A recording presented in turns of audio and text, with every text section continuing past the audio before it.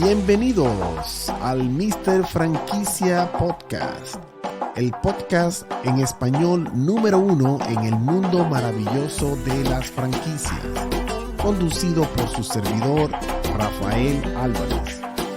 Estamos en vivo desde el piso 85 del One World Trade Center desde la ciudad de Nueva York. Así que prepárese, que el programa va a comenzar. All right. Saludos y bienvenido una vez más a el Mr. Franquicia Podcast. Estamos en vivo desde el piso 85. We're live from the 85th floor of the One World Trade Center in New York City. Today, we are very, very excited, very, very happy because we have a special guest today. And as I informed you in the last podcast, I happened to be in Dallas, Texas, participating. We had a very busy week. As a matter of fact, last week I was at the International Franchise Expo in New York City. That was Thursday, Friday, and Saturday. But on Friday, I kind of sneaked out and decided to make a quick run to Dallas, Texas, to participate at the Latino Franchise Symposium. And we had a great event. Congratulations to our friend Jorge. He put a great event at the headquarters of Young Brands. Young Brands, they own Kentucky Fried Chickens, Pizza Hut, Taco Bell. I mean, some of the biggest brands, in the world. And we were happy and excited. I mean, we had a great time. The Kentucky Fried Chicken, the meal was fabulous. It was delicious. And, absolutely. Very, very, very delicious. So today we have a special event, someone that I met in that particular event. I mean, we're talking about 3 days ago, and I'm very happy that at least he was able to accept our invitation to participate on the brand in the podcast, because he has a lot to really to offer the company that he's working with, and this is something that can really, as a Latino, I mean, the Latino community in the nation, we really need to learn what exactly Marcus and his team are working on, and how. Pay attention, those of you Latinos that really wants to invest and really want to capitalize and take advantage on the franchising industry, because we're going to talk about a particular industry, a segment that is really growing a lot. And the sad part is that I'm not a Latino, and I'm sure that Marcus and his team is going to change that around. So with us today, we have Marcus Thomas, who is the Market Director of Franchise Development of Choice Hotels International. Let's give Marcus a round of applause, guys, all the way. Yes. That's right. What is it? All the way from New York to Orlando. That's all your base?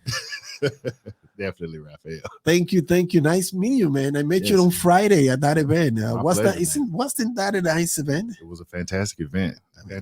We had a chance to meet a lot of entrepreneurial spirited individuals, and it was just a good time. Good feeling, good energy in the room all day.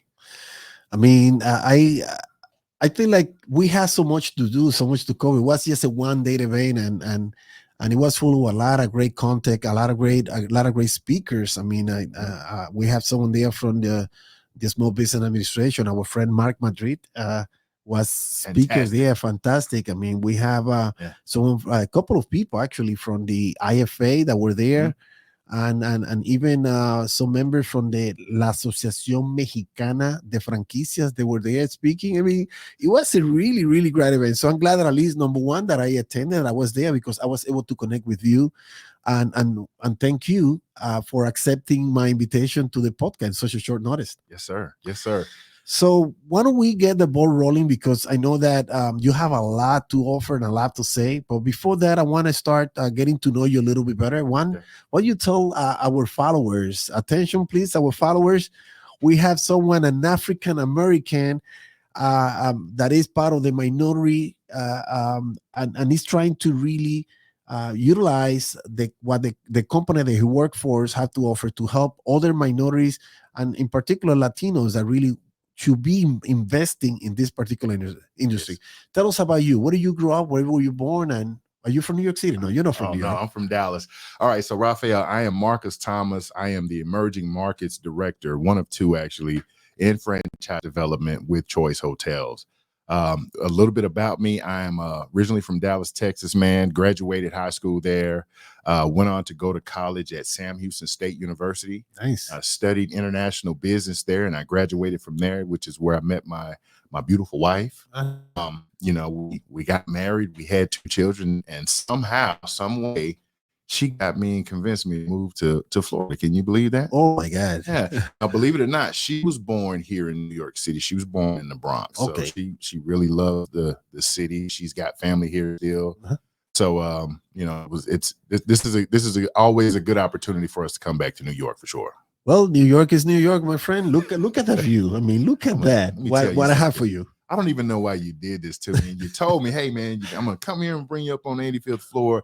But what you didn't tell me was the view was going to be this spectacular. So I'm a little miffed, but I am definitely pleased at the same time. So thank you for that. You work on. I'm glad that at least you're enjoying the view, because, you know, everybody that comes here, they say, wow, this is amazing, fantastic. But what we really want to do, I want to learn more about you. How do you end up working for the company, in the industry? Oh man, so with Choice, my journey with Choice, I've been with the company now for 7 going on 8 months. My journey with them started a few years back, actually before the pandemic. They kind of laid the job detail out to me and told me who I would be helping in the communities that we would actually be targeting and trying to help. Uh-huh. And it just literally melted my heart. I'm like, so you telling me I am actually going to travel the country and talk to underrepresented minorities about creating generational wealth? And they're like, well, yeah. Okay. I mean, where do I sign up? I'll do this for free, but you know, just the opportunity to bring those things to the table for people that hadn't been exposed to them before. I mean, it just literally spoke to me. And it's like, I can't even think about not doing this job. So when I first interviewed, this is back in 2019, the process went a few months. I got all the way to the end. And of course they're telling me, hey, we love you. This is like, you know, going to be a really good thing. And the gentleman who was recruiting called me and told me, I can't believe I'm about to tell you this, but they eliminated the position. Wow. And this was maybe 3 months before COVID happened. So, you know, and for some reason I didn't get totally upset about it. I just kind of figured, well, maybe it's just not my time, but I poured a lot of energy into getting this job. So I really wanted it, but for some reason I wasn't as disappointed as I thought I was, because I just figured it just wasn't time yet. And sure enough, about 7 months later, they reached back out to me via email and said, are you still interested? Yes, of course, yes, I am. And, you know, not to, you know, now I'll say this, my previous job, I worked in technology with a company by the name of Konica Minolta. Fantastic company, very forward-thinking company. So the technology component of what we do here with Choice all kind of was like a synonymous marriage almost. And, you know, it didn't excite me to tell those guys I was about to leave them, but, you know, just the opportunity itself with this company, I couldn't say no to it. So I, you know, came and jumped. Well, I'm glad that you really say yes. And I'm glad that you were able to join this industry, because I can tell you, I've been involved in the industry as a franchisor for about 20 years. And I mean, and I go to a lot of events, a lot of IFA events, and I don't see the minority.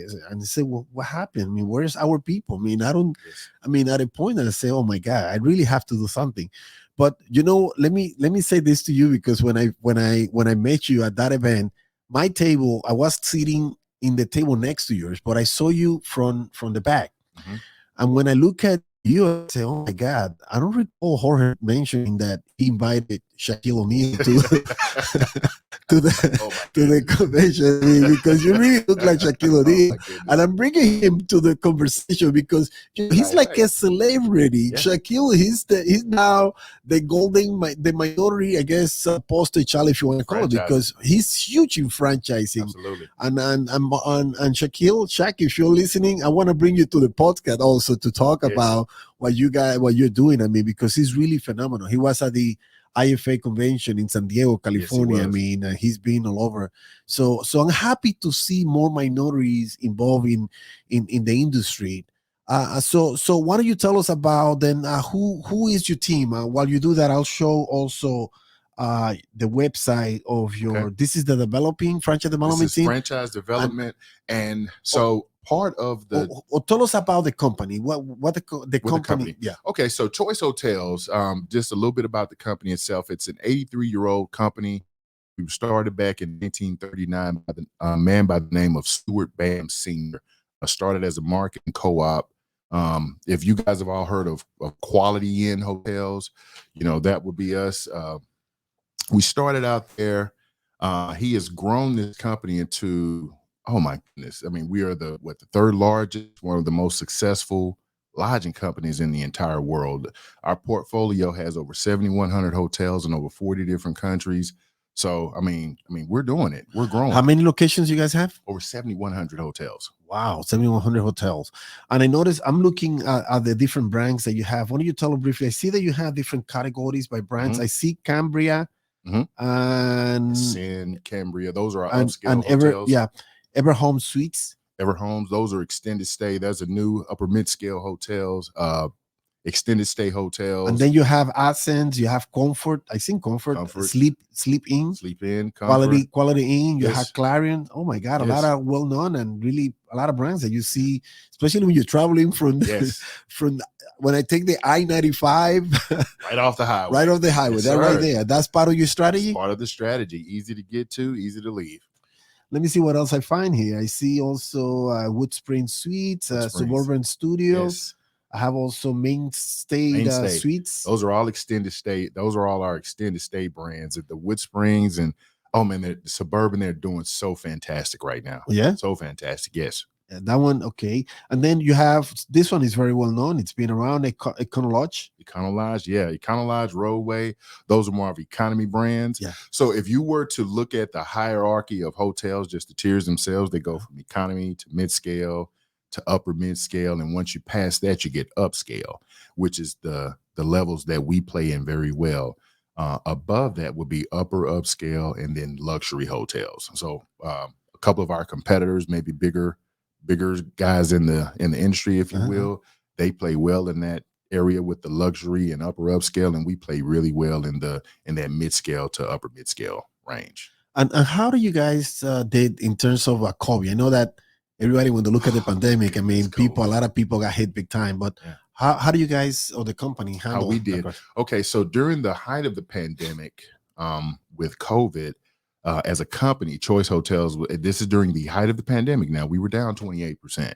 So obviously our numbers took a dip, but if you were to compare that to maybe Hilton or Marriott, Hilton was down 60+%. Wow. Marriott was down 58% during the height of the pandemic.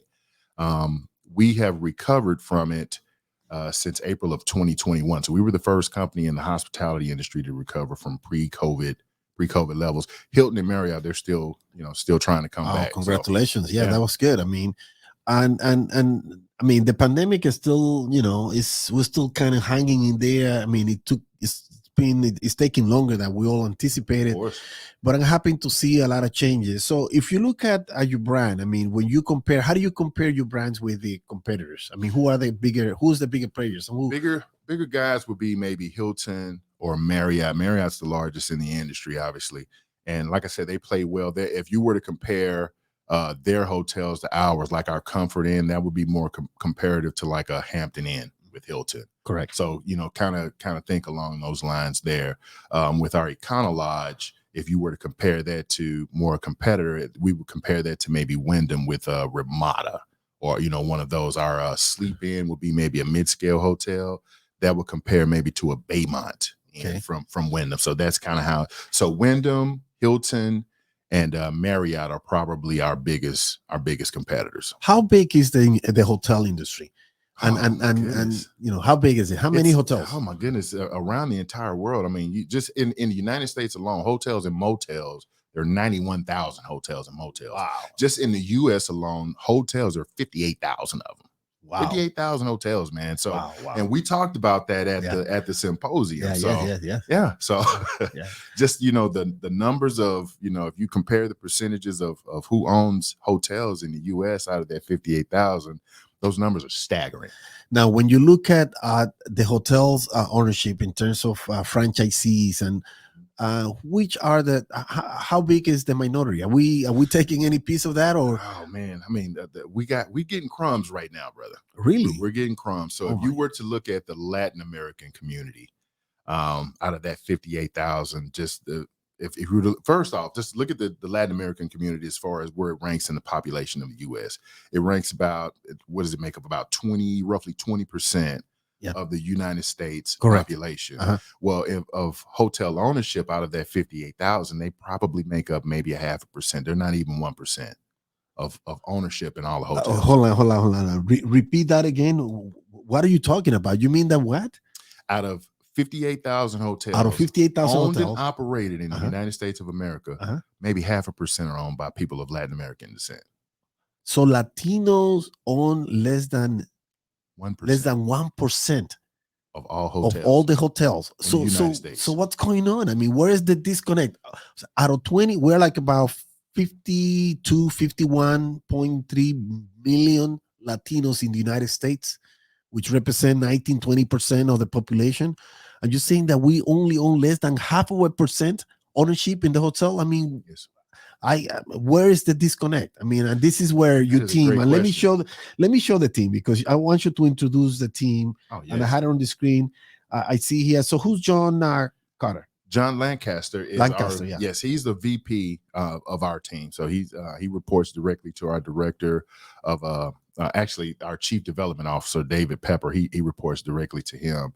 So he's the one who spearheads this team.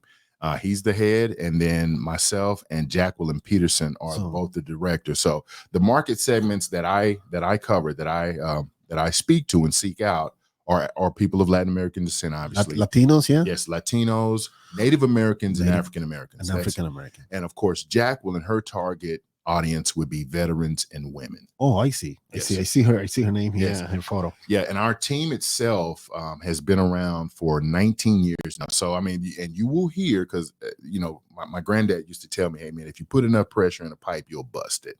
So you'll hear other, like a couple of our competitors now have initiatives all of a sudden to help women. They have initiatives now to help veterans. They have initiatives now to help underrepresented minorities. And it's funny because you'll hear them say, we hope everyone else will join us in these initiatives to help underrepresented minorities. Well, hey, we've been walking the walk and talking the talk for, a couple decades now. Very, very, very interesting. Very interesting. And I see that you guys have an awesome team. So taking that now, so the mission of the team now is to find and identify minorities that can really invest and become franchisees in one of those hotels, or not owning one of these hotels. Yes. And as a catalyst to do that, because I mean, as well as I know, Rafael, the biggest barrier to entry in investing in a franchise or investing in any form of real estate really is going to be capital. So what we do is we have incentives in place that are specifically spelled out, saying, hey, if you are an underrepresented minority and you fall in one of these categories, when you open your property, we'll write you an incentive check. So before we get to the incentive checks, how much does it cost to, let's say, one of these hotels to invest and buy, and how complex is the process? Or I mean, the process itself, I mean, it's a tedious process, because I mean, there are a couple of different ways you can go about doing it. Obviously, you can either look for land, or if you have a piece of land that you own, you can seek that out and maybe see if it's a good fit for a hotel, and you can build a hotel on that property, or you can find one that's existing already and convert it over. In our case, we'd be talking about converting to a choice brand. So one of those 14 that we were looking at online there. So that will be kind of the way you want to look at it first, is, hey, am I going to build something new, or do I want to find something and put money and invest into it and convert it over to a choice brand? So if you were just looking at a typical cost, I mean, the costs, they range. So if we were looking at just maybe a Comfort Inn, which is maybe our flagship brand, to build a new hotel all in with land and everything, maybe it would cost you $8 to $10 million.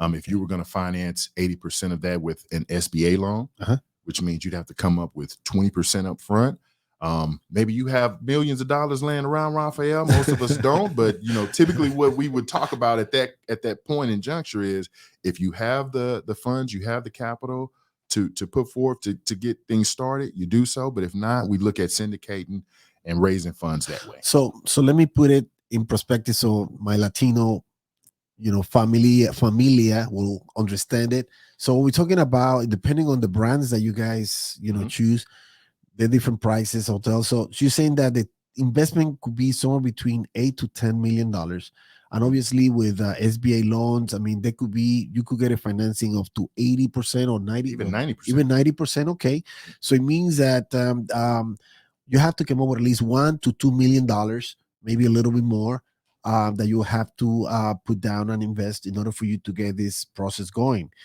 I can see that this is doable. I mean, this is not something, I know that, I'm gonna be honest with you, my friend. You know it. I mean, it's not a secret. It is very rough for us Latino to find financing out there. But there are a lot of creative mind. I mean, it's a matter, maybe you might not have all the money, but you can do a partnership with some family members or some people, some friends, somebody that can really, I mean, if five family members, each of them come up with 300,000, how much? That's 1.5, et cetera, et cetera, et cetera. So at the end of the day, sometimes it takes a little bit creativity in order for you to make things happen. But I think it's time for us as a Latino, mi familia Latina, that we really, really have to take advantage of all of these great opportunities, because I still cannot comprehend how come out of 58,000 hotels, we only own not even half of a percent. I mean, not less than 1% ownership. Think about this. The reason, and this is my opinion here. Right. The reason that number is where it is because of the lack of exposure. That's what it is. It's just you haven't had someone in this space, because you got to think about this. Just like you don't see a lot of representation of minorities in hotel ownership or franchising, the same would be in franchise development as well. So there's not a lot of people that look like me, and not a lot of people that look like you, correct, that are actually in the business itself, offering it to our family and friends. So just having us here, kind of behind the curtain, if you will, now we can actually talk about these types of things. That's really where the change is going to be made. I totally agree. But also we have to recognize, I have to give a lot of kudos to the Indian and the Pakistani community, because I know, I mean, every time I travel, no matter which exit I exit, there is like a 90+% chance that the person that owned the property or managed the property that I'm going to stay in, the hotel, whatever brand is, there is someone of India descent, which means, do you know the percentage that they own in the industry? I do. In the industry itself, it's about, I'd say somewhere around maybe 60%.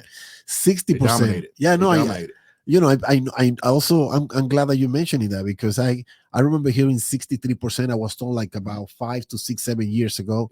But it's really amazing, and really, this one goes to all my India's brothers and sisters. You guys are making a difference. I'm gonna give you guys a round of applause, because you guys deserve this one. You're making a huge difference. And I just hope that the Latinos, that the African Americans that are listening to this podcast, that at least they'll be able to really embrace it and really understand that, it is a mindset, for them. And if you understand you need to understand the history. Why is it that they own? You think that it's a coincidence that suddenly they just woke up overnight and they decided to own 60% of the industry? No, it comes from the homeland. I think it comes from where they are growing up. It's part of the DNA. It's part of my understanding. And I'm not an expert. I mean, for what I'm just the little that I know about the Hindu and their traditions and the way they are very hardworking, people. In India, franchising is very common, and it's like a common thing. So obviously, if you grew up, like you said before, we didn't grow up, they grew up and they saw that the brother, the sister, the mother, the uncle, the family have franchises in one way or another, any type of franchising. You come to the US, you're going to be trying to do the same thing, right? And that's what I think is, in a way, you said it in a very eloquently way. You said, look, the problem with minorities like African Americans and Latinos is that we haven't been exposed. My friend, I've been in the franchising industry for 20 years, and I can tell you that, I get so surprised that when I go to events, I don't see that many. I can count with my fingers the Latino that I know that own a franchise brand, that are brand owner. And I try to explain it to them. I try to really, honestly, Marcus, what I see is like a cultural clash with the Latinos. When, remember, a lot of us, our parents really gave us great education. And I remember my parents, they told me, hey, my friend, go to school, get a good education, and after you graduate from college, you're gonna be happy ever after, right? But do your 9 to 5, right. 9 to 6, that's it. But work for somebody else. But they never told us that, by the way, there is something called franchising, that if you invest into that, you own your own business. Yeah, you can have your own business. You hire everybody. You hire everybody. You're gonna be wealthy. You're gonna create wealth. You're gonna become a multi-million. They don't tell us that. It's not part of our language. I can tell you, in the Latino family culture, that language doesn't exist. And you said something that kind of struck a chord with me a second ago, because you were talking about the Indian community. And really with them and the concept of hotel franchising, they get it. They get it. Actually, in franchising as a whole, they get it. They get it. They're exposed to it. They bring their families up that way, and they seek out opportunities to own for their family. Well, they're no more hardworking people than Latinos. Yeah, I totally agree. It's just about, it's a mindset. Yes. You see, they have the correct mindset of being able to look at the opportunity and jumping. Even if they don't have the money, they can figure it out. They work with each other. They be able to help each other, getting the money, getting the funds, and figure out a way how to really make things happen. And that's really what it is. And they see an opportunity that is literally on top, because yes, there is a lot of work. They are almost 24 hours working those hotels, but they see a tremendous opportunity. They're all becoming multi-millionaire. You know what? Now, that's how things were back in the day when they were in the hotel, living in the hotel, working. But you got to fast forward now, because remember, you don't get to owning 60% or dominating the industry by just staying in the hotel working it. They own them now, and they've got somebody else that goes and makes sure those hotels are running. Because you got to think about this now. When we're talking about hotel ownership, I want everybody to understand, yes, it's a great business. It's something that, very lucrative for your family if you do it right and your hotel's in a good location.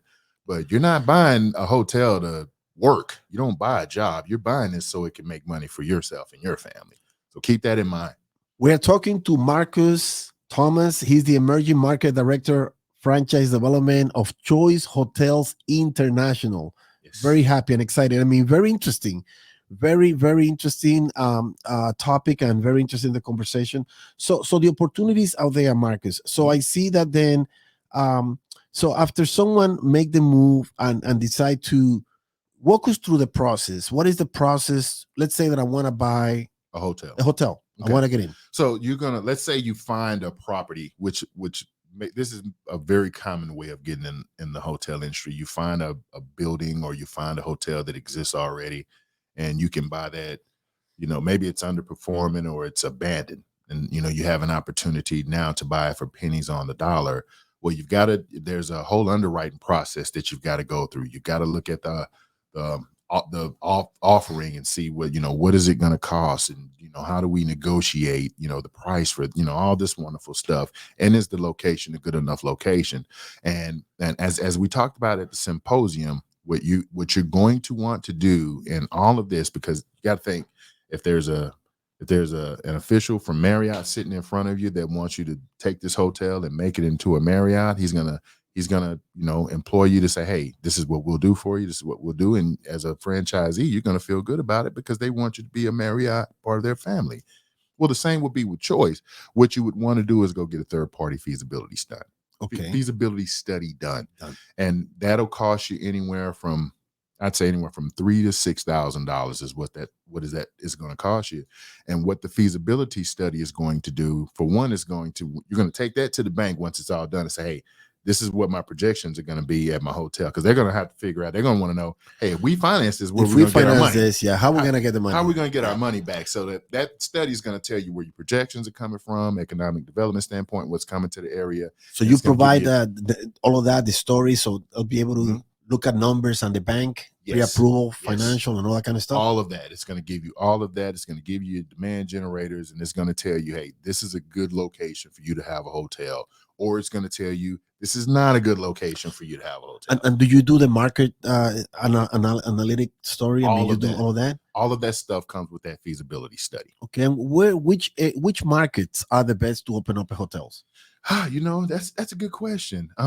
There are some good primary markets. Obviously, New York is a wonderful place to open up a hotel. Of course. Can you find property here, though? I mean, I think there is a hotel here in every block, and and they're making money. Right now, and if you find another block that needs a hotel, you open it up, it's gonna make money. Correct. Because it's New York.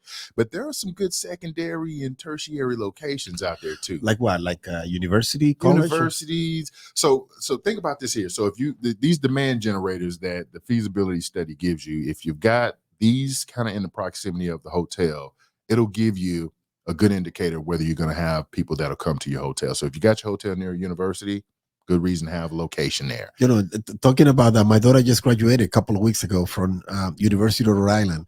Oh my goodness, to find a hotel room. Yeah. I mean, it was like a nightmare. I mean, we have to stay like almost 5 miles away from. With the price way up is what it normally would be. 3 times more. Yeah. And that's just typical of the hotel. You understand that as a consumer going in? You know what? I paid in that little tiny, for me, it was like a motel. I paid like almost Midtown Manhattan prices, like $350 a night. Happy to do it. In like a motel. It was literally a motel, to be honest with you. You know, but and if you don't, guess what? The people in line behind you are willing to pay more because they're going to get that room. Correct. So now, so college is a good university nearby. Is good. If you're near a university, if you're near a hospital, good location. If you're near a corporate business park, really good. That's a real good demand generator. If you're near like a government employment agency or entity, real good location. If you're near a tourist destination, we all know that, right? So this is the Statue of Liberty. The Statue of Liberty, perfect place to have a hotel if you can get it near the beach or something like that. And if you're near an airport, those there. So what about baseball stadiums? Tourist attraction, absolutely. I don't know why they don't build this in some stadium. I mean, I even criticize the New York Yankees and the Mets. Why you guys don't build hotel by the stadium? By the stadium. I mean, because I always say, I remember I took my daughters all the time to the Blue Jays Stadium in Toronto. You know, they have a hotel right inside the stadium. Inside it, yep. And I remember that we stay in the hotel and we can see the baseball game from our bedroom in the hotel. Well, you know, the funny thing about New York and New Jersey, and I would have to do some research, but I will guess to say that there are maybe some zoning issues what happened with the local governments here where they won't allow it. Because I'm assuming if it were, you'd have hotels that are bigger than the stadium around. It'd be surrounded by hotels. Yeah, I guess. But you guys do all the analytics. You help people to identify and find the location. Absolutely. And then after that, I'm assuming that people have to go through all the franchising process. There will be an FDD, right? That they'll get the FDD. Yeah, our FDDs are about 400 pages long. I'm sure you are very well versed in reading them. I did a podcast on FDD like a few weeks ago. So yeah, definitely. But yeah, it'll get within our FDDs. Obviously, it'll give you all of the fees and everything it's going to cost to get in, and when you need to, to have those satisfied. And it'll also give you like your earnings ranges of what you look like for each particular brand. So each brand that we have has its own FDD for you guys to look over and dive in and study. And if you want to read them all and see what color your carpet needs to be at a Comfort Inn and what the curtains have to look like, be my guest. Fantastic. Let me give a shout out to Edwin Castro. I guess he's tuning in, and he's saying saludos, meaning awesome greetings. Awesome. So reach out to me, brother. Definitely. So if anyone, I mean, like Edwin that is listening and is interested in really learning more and finding more about how you can become the owner of your own hotel, definitely you should talk to Marcus Thomas. We're talking to Marcus Thomas. He's the emerging market director of franchise development of Choice Hotels International. Okay. Yes, sir. And also let me put here their website in case that you guys want to check it out. And choicehotelsdevelopment.com/diversity. That is a team that is literally gonna walk you through the whole process. They're gonna take you by your hands and they're gonna walk you through the whole process step by step. you know, from doing the market analysis, the area, the place, the sites, how big, how much space you need. All hotels, they require parking, I guess, right? Parking. Yeah. So all of that is included. And I'll say this too, there's no other hospitality company out there that will, and we're talking about a new hotelier here. So someone that's never owned a hotel before that will spend that time with you and walk you through the process. So if the process takes 3 years for you to do it and land on a deal, we're going to be there with you every step of the way. How long does it take to build a hotel from, construction? From start to finish? So it'll take you 12 months to break ground and 12 months to finish construction once you start building that hotel. And how tedious it is to get all the permits, all I guess the architects in New York, it's a lot more tedious. Maybe New York and California will be the toughest markets. But to go through those issues, sometimes it may take you a process that would take anywhere else maybe 6 months to get all the permits. In New York, it may take you 18 months. And do you have an idea return on investment? I mean, how long does it take? I mean, how profitable is that? How profitable is the business? Great question. So typically with a hotel, it would take you 3.5 years for you to recover your initial investment. Wow, which that's is not bad. It's fantastic. It is fantastic. Yeah. So a typical NOI on a hotel is somewhere around maybe 20-25% of your net operating income. So, if you compare that to other franchises and what their NOI is, usually that's single digits, to not only be in double digits, but to be up around 20 or north of that percent is fantastic. And I'm assuming that the hardest is the first one. After you get the first one, obviously you build such a nice sizable equity, right? Yes. You have equity. So think about this, Rafael. You got with a hotel that you got two businesses in one. You've got the commercial real estate component of it where you're building that equity, you're creating that generational wealth, and then you've got the operating business on top of that land that's generating revenue as well in your hotel. So this is something truly that when you're done, if you want to hang your hat up and you go talk to your daughter and say, hey, do you want this hotel?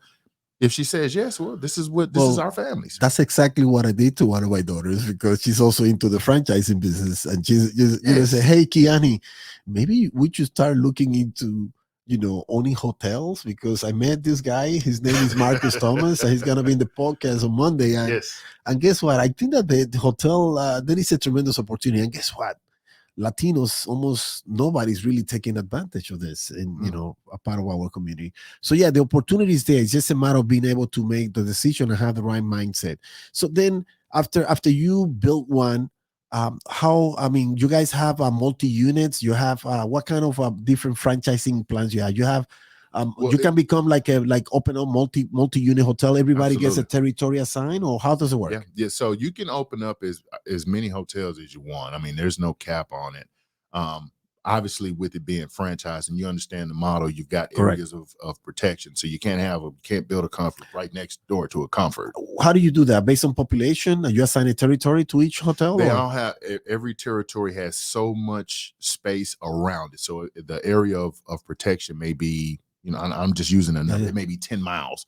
So if you're looking at building a comfort inn within 10 miles of this one comfort inn, internally they may look at you and say, you may have to find another location for that. Because look at it like this. If you already own a comfort inn and you're generating this particular revenue, you don't want someone for your same team to come in and compete with you. Like, come on, bro. There's plenty space. Plenty space. There's more land out there, other locations. So that's kind of that's a really important thing with franchising in general. So yeah, definitely. And you guys provide training. I mean, so yes, the training. So we like to say, how do we put this? With Choice Hotels, this is for an entrepreneur who wants to be in business for themselves, but not by themselves. So the training that you get, we've got a training program called Choice University. It is the most robust training program in our entire industry, bar none. So the Association for Talent Development, they are the gurus of enterprise development for associates and in this case for franchisees as well. Franchisees as well. So the officers of the company and the franchisees, we have won the ATD's Best in Class award 4 years in a row now. So we walk the walk, man. As far as you getting educated enough on something as simple as making a bed in a hotel. Like now I couldn't see you buying a hotel to ever go be part of the housekeeping staff, but that's how much education you get with Choice University. At the hotels that you guys build, do they have restaurant space? Some do. Some do. Some do. And Some how do. that works? I mean, if you want, I mean, that's a separate business. I'm assuming. It is. So now, and I'll say this here, because with restaurants being in your property, you know, with our upscale hotels, the Ascend in Cambria, you know, those would be amenities that would be included on those hotels. Our Clarion hotels are full service hotels as well. So a lot of those have restaurants. But I will say this: if you are a new hotelier or you're new to this, that is probably not the direction I would go first, because of the restaurant itself. You know, on F&B, there's going to be a lot of nights you're going to take a loss. A lot of nights. So what we would try to convince, or we would try to guide a new hotelier to do, is come in at a mid-scale or maybe an upper mid-scale level. Those hotels don't have restaurants on them. They're not required on them, and they won't have them. So you can really kind of focus on just getting people into the rooms themselves. I will recommend the same. I mean, if we're talking about targeting the Latino community, which is my forte, which is what I know.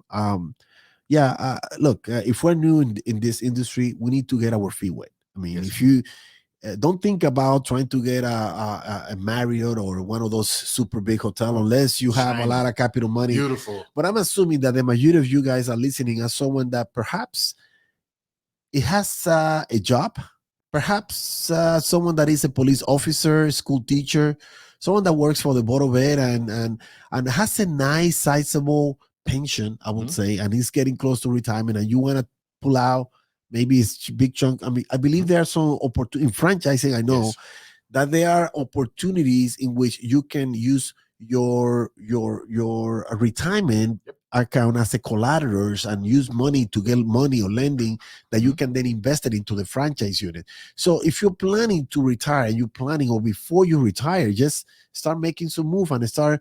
It doesn't cost you nothing to ask the proper question, to, contact Marcus and really, or call me. If you call me, then I'll be more than happy to connect you with Marcus, so they can give you a presentation, or perhaps you will be able to attend. How often do you guys do discovery days, those type of things? Or I mean, hey, I'm always up for a 15-minute conversation. So if you call me and say, hey man, I have a friend of mine that's really interested in this, and I don't know if they have the resources to do it, but they're really interested, I'll have a 15-minute conversation with anybody about it. And I want to kind of to go back to something that you just mentioned. We're talking about the big shiny hotel, because that's kind of what most of us think. Everybody, Mr. Marriott owns this $400 million hotel. But remember the Indian community again. Do you want, and not that they don't own the big shiny hotels as well, because they do. But they started out with the small comfort inn, quality inn. And think about this. Ask yourself, if you're going to get into this space here, do I want the big shiny hotel that I can show off and tell everybody in my family that it's beautiful, or do I want a profitable asset? I totally agree. We're kind of wrapping it up. We have like 2 more minutes left. Okay. I mean, what do you think? What else is important and valuable information that you think that our Latino people can should know? I would say Choice Hotels is a company that offers incentives for you to buy a hotel. Okay, repeat that again. Choice Hotels is a company that offers incentives for you as an underrepresented minority to buy a hotel. That is equal to mucho dinero. So dinero, right? Yes. So what kind of incentive? Tell us. So you mentioned Cambria earlier. That's an upscale hotel, but we said that maybe not a good one to start with our first one. So if we look at maybe a Quality Inn or a Comfort Inn, we go Comfort. If you open a Comfort, the day you open that Comfort, they're going to write you a check for $250,000. Wow. And think about this. You can take that $250,000 and put it back into your operating budget with your hotel. So I just saved $250,000 on my investment. Or I can take that and invest into another opportunity. Something that we haven't mentioned and is the royalties. How much are the royalties? Royalties, depending on the brand, I'd say anywhere from maybe 7 to 9%. Okay. Depending. And think about this too, because we're talking about the franchising model. And people ask, if you don't understand the concept, why do I have to pay them money? Well, hey, 60% of your business on average is going to come from our distribution channel. So if you got a Choice Privileges member, or we're talking about a just someone who's traveling in a hotel, when they go online and choice, they actually push them to your hotel. That's where a lot of your business is going to come from. So usually you guys do the marketing, people call in, and then through your system, through your network, automatically you manage all the websites, all the marketing, you do everything. Yes. So the operator doesn't have to worry about none of that stuff. Be in business for yourself, not by yourself. Exactly.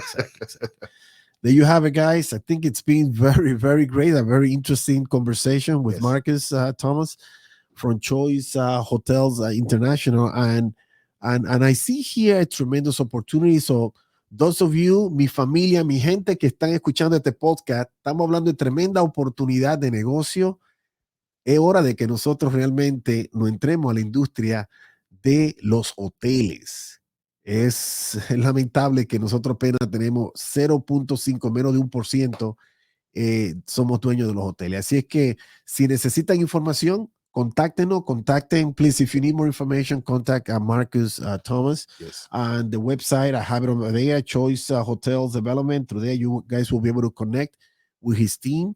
And their job, their goal really is to help you, to really take you through the process so you can really own one of these a hotel as a minority, because there are not that many of us in the industry. And remember this too, before we go, the whole point of this is to help underrepresented minorities create generational wealth. Repeat that again, because people don't really understand it, but this is a huge goal. Yes. Especially as a minority. I mean, it is hard. I mean, for you guys, you think that this is an impossible, proposition, but believe us, this is doable. This is doable, because sometimes, it is hard. Like you mentioned, it's going to cost you $8 to $10 million to build a hotel. People think, they run because they don't even comprehend the value of one. If you haven't seen one or two or $3 or $5 million, you think that they will entertain to talk about 8 or 10 or 10 million or more than that? Definitely not. But it is doable. All you need is the right coaching, the right advice. Lo que necesitan es la información correcta para lograr. Esto se puede hacer, mi gente. Esto se puede hacer. De seguro que sí. Así que aprovechen la oportunidad, porque realmente es una de las franquicias más lucrativas ahora mismo en lo que es la industria. Los hoteles están ahora mismo booming, right? Now that the pandemic is over, now everybody's traveling all over. Going on vacation. So it's a booming. Yes. It's really a booming industry. Great time. So all right. So guys, basically, let's leave it like that. How they can reach you and find you? Okay, if you all want to email me, you can email me directly at marcus.thomas@choicehotels.com. I'll say it one more time. It's marcus.thomas@choicehotels.com. Or you guys can find us online at choicehotelsdevelopment.com/diversity. There you have it. So thank you very much, Marcus. Give my regards to the rest of the team. I hope that you guys will come back to our podcast, Mr. Franquicia Podcast. And I hope that you guys enjoyed this nice conversation. Wonderful. As much as I did. And thank you. And good luck. And I hope to have you again. Yes, sir. Podcast. I will definitely be back if you call me to come back, sir. All right. Until next time, don't forget to follow us in all our social media pages. And gracias. Gracias.